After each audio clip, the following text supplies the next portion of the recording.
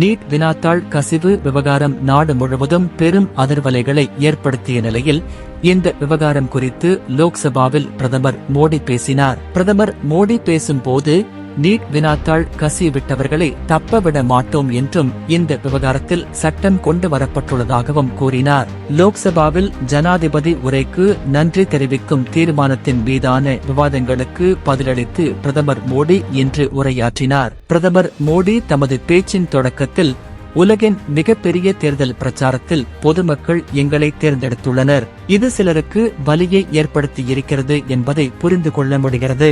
தொடர்ச்சியான பொய்களை பரப்பியவர்களுக்கு பெரும் தோல்விதான் கிடைத்தது என்று பேசினார். மோடி பேச தொடங்கியும் எதிர்க்கட்சிகள் கடும் அமளியில் ஈடுபட்டன.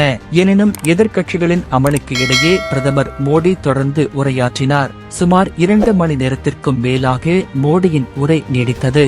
மாலை 4 மணிக்கு பேச தொடங்கிய மோடி மாலை 6 மணியை தாண்டியும் பேசினார். அப்போது நீட் வினாத்தாள் கசிவு விவகாரத்தில் சம்பந்தப்பட்டவர்கள் மீது கடும் நடவடிக்கை எடுக்கப்படும் என்று பிரதமர் மோடி பேசினார். மோடி கூறியதாவது: நீட் வினாத்தாள் கசிவு தொடர்பாக விசாரணை தீவிரப்படுத்தப்பட்டுள்ளது.